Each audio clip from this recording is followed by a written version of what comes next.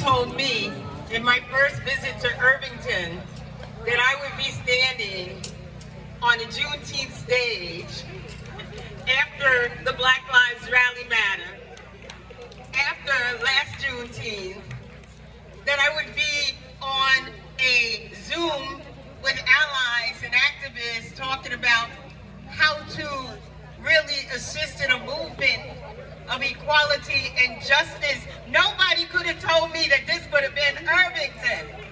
Thank you, Irvington.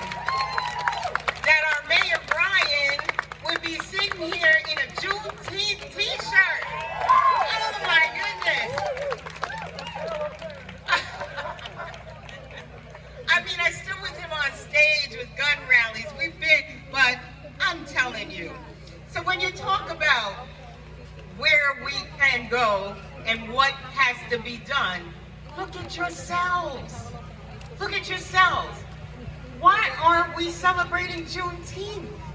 Because as hard as it is today, can you imagine what it was like in the 1860s? For my ancestors and so many ancestors, and they dared not rest.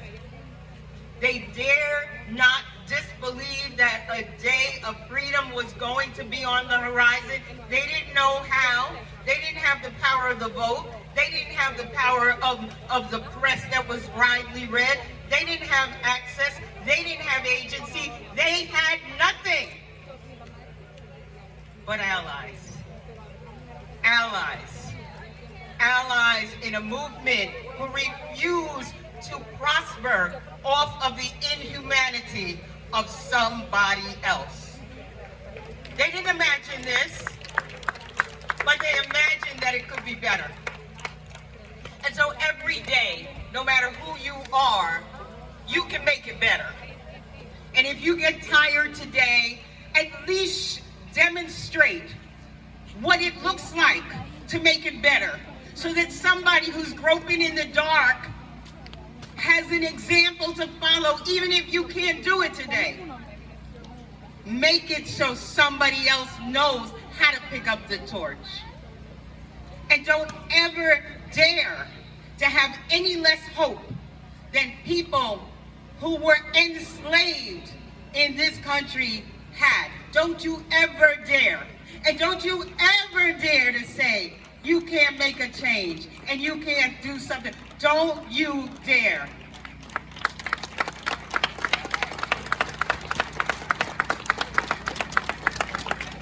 What we are talking about starts in the heart and the minds of each and every one of us. And people like me, improbable as it is that I should have had this opportunity to be the first woman, first African-American woman to ever lead a legislature in the state of New York.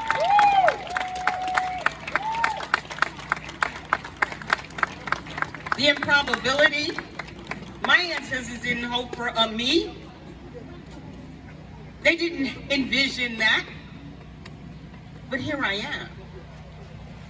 And while I'm here, while I have the opportunity to create policy and opportunity, I will do that. That's why we put records of dollars into education. Because I knew there was an opportunity. Without education, it can't happen. That's why, while people all over this nation are rolling back voting rights, we passed automatic voting. We have early voting. When you pass the constitutional amendment, we'll have voting by mail. No excuse, absentee voting. And we will hope and pray that the nation remembers what this democracy is really built on. It's also why right here we passed police reforms. You can't do a chokehold here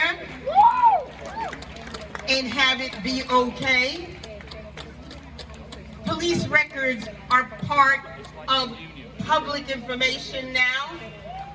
we did a version of the George Floyd Policing Act. Right here. Why? Because I'm a black mother, I'm a black grandmother. I have 2 black sons, both of them were stopped, and one of them I had to retrieve from the emergency room. Thank God I was able to retrieve him from the emergency room.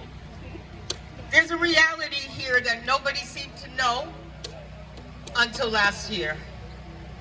I remember being on a Zoom where a good friend from Irvington was saying that she was never even taught, well-educated, went to all the best schools, never heard about the horrors of slavery. Never. So sad, blaming herself for the ignorance. There's ignorance, there's ignorance. And what Garrett said, you can't unknow what you know.